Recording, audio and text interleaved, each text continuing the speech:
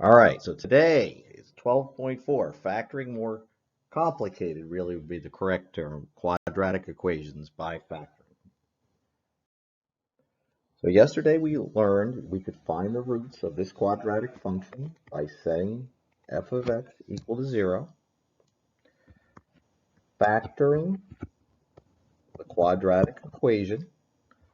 I believe these is x minus 8 and x plus 1, which means the roots are located at 8 and negative 1, because 8 will make our first factor equal to 0, negative 1 will make our second factor equal to 0.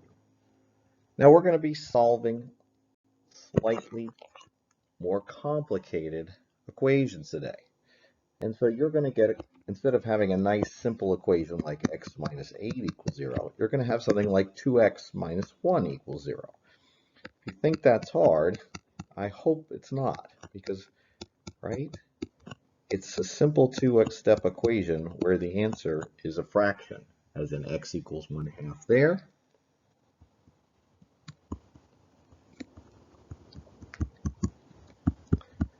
and x equals negative 3/5 there. So what's going to happen today is we're going to be factoring the more complicated ones to factor. Right? If you see a greatest common factor like 7, you're going to remove it just like we did. We're still going to be setting things equal to 0. Once we remove 7, we factor the trinomial that's left, and the roots of this complicated looking trinomial are at 1 and negative 3.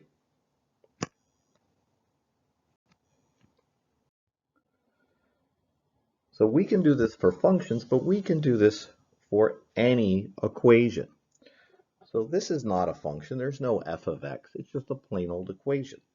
So what kind of values of x will make it true? Well, we do the exact same thing we did yesterday. We factor the equation. Whoop, it can't be that. It has to be x minus 2 and x minus 3 to make that. And we would say the values of x are 2 and 3 that make that equation true. It's exactly the same. It's just not a function. It's just a plain old equation. We've skipped the function part. Now, the problem is this works for quadratic equations, right, that have x squared, but they got to equal 0. So what would you do here to make this equation have a 0 on the end? Well, hopefully you're thinking, well, I'd subtract 4 from both sides. Now it's x minus 3x minus 4 equals 0. Once you have equaling 0 in a quadratic equation, you can find the values of x that make that true by factoring. This one is x minus 4 and x plus 1. And so the values of x that would make this equation true are 4 and negative 1. If you plug 4 into this equation that we started with, you get 4 squared minus 3 times 4 equals 4. Well, that's 16 minus 12 equals 4, right? 4 made it true. Turns out negative 1 also makes it true. Negative 1 squared minus 3 times negative 1 will also equal 4, because negative 1 squared with parentheses around it is 1. Negative 3 times negative 1 is positive 3.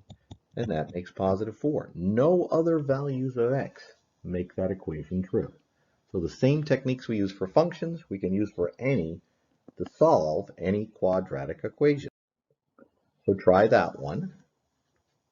What would you do to subtract 4x and make that side equal to 0? Hopefully you're thinking we subtract 4x from both sides. That side becomes 0. Let's put it in the same form, right? We want it in ax squared plus bx plus c equals 0 form. Don't forget the equal 0. It's not an expression, it's an equation. Now we've got to factor that. I think this is x minus 7 and x plus 3. So the values of x that will make that true are 7 and negative 3.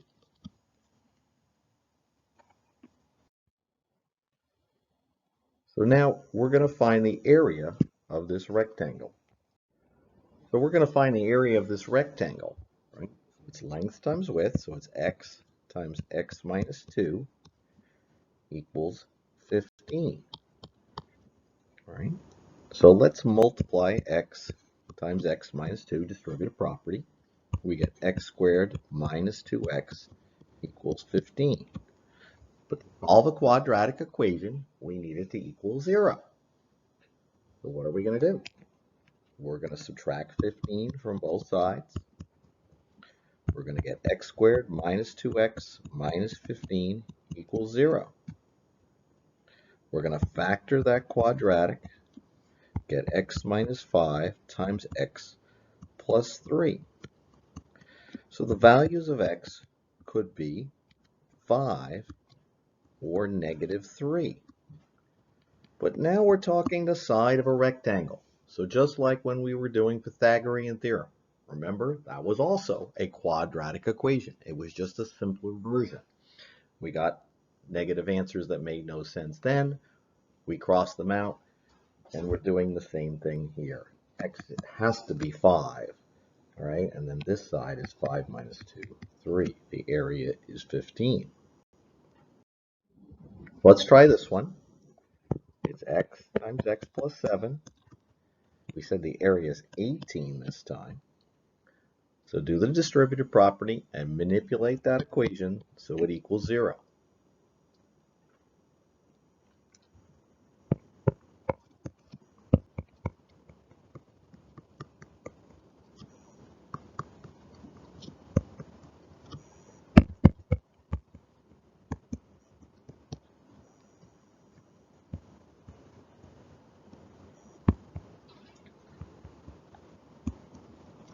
Two times negative 2.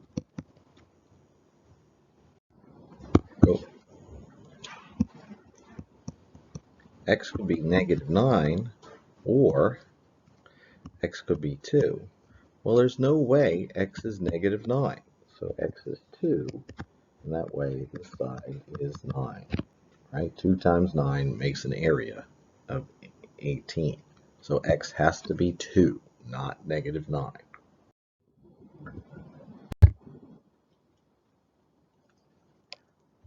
So there's no common factor here. So we're going to factor it. It has to start with 2x and x. This is positive, so they both have to be the same. They're both minus.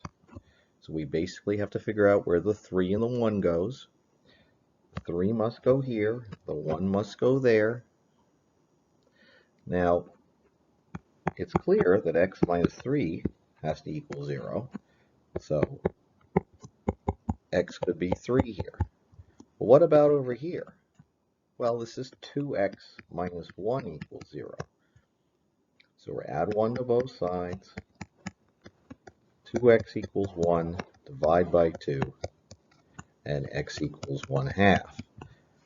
So the values for this equation are 1/2 and 3. These ones that don't have a in ax squared plus bx plus c equaling 1 typically have one of the factors has an x value that is a fraction. You just solve the two-step equation. It's not that big a deal. So try this one. Notice that doesn't equal 0. You need it to equal 0.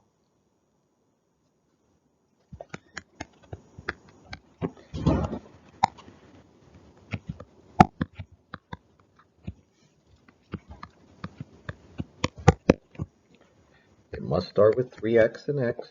It must be positive. We're just guessing where the 1 and the 2 go.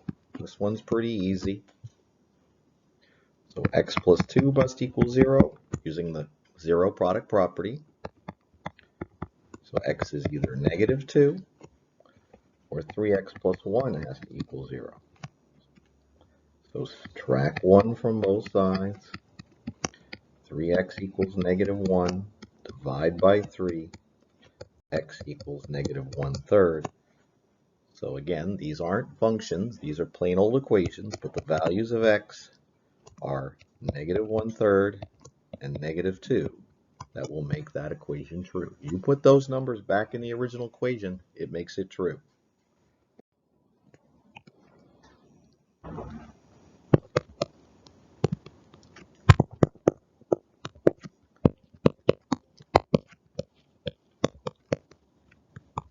Right? We need the equation to equal 0 to do this.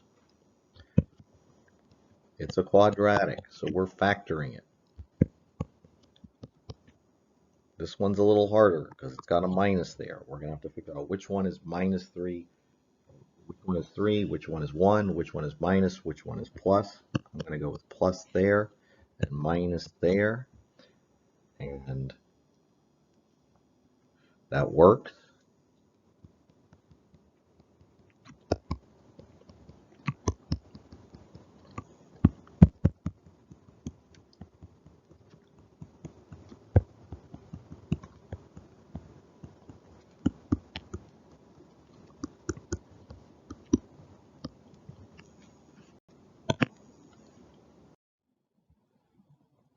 This one's a little harder. You're going to have to remove the greatest common factor.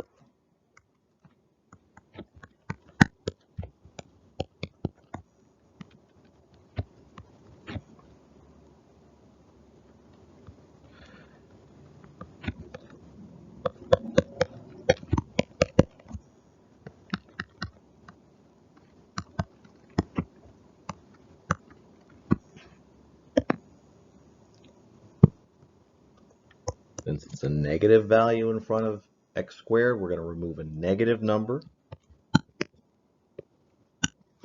Oh, and we're going to remove an x as well. I almost missed that.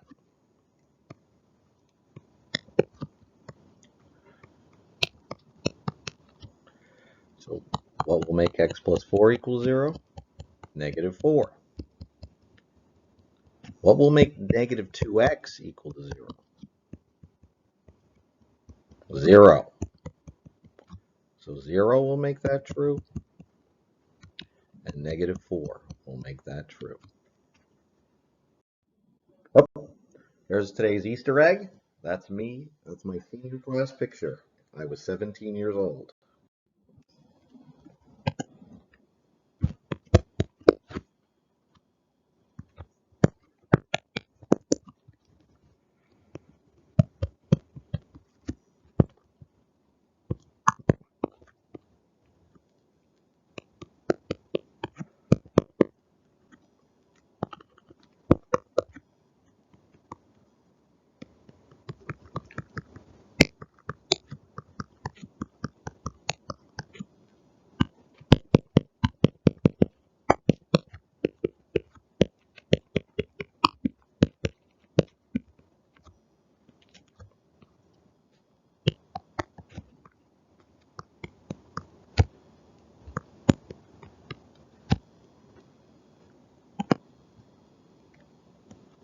Notice the keyword factor completely. That's a dead giveaway. What's going on here?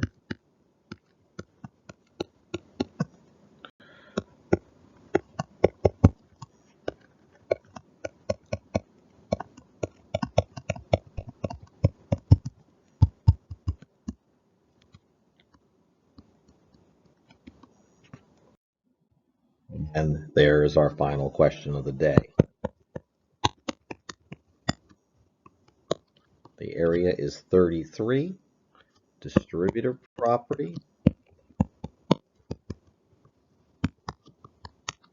Subtract 33 from both sides.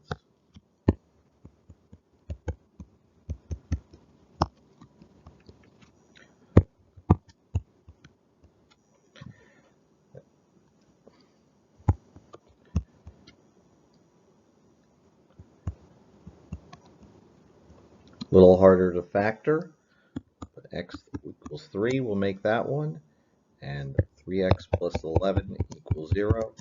X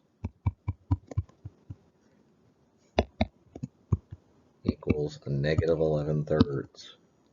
That can't be, so x must be 3.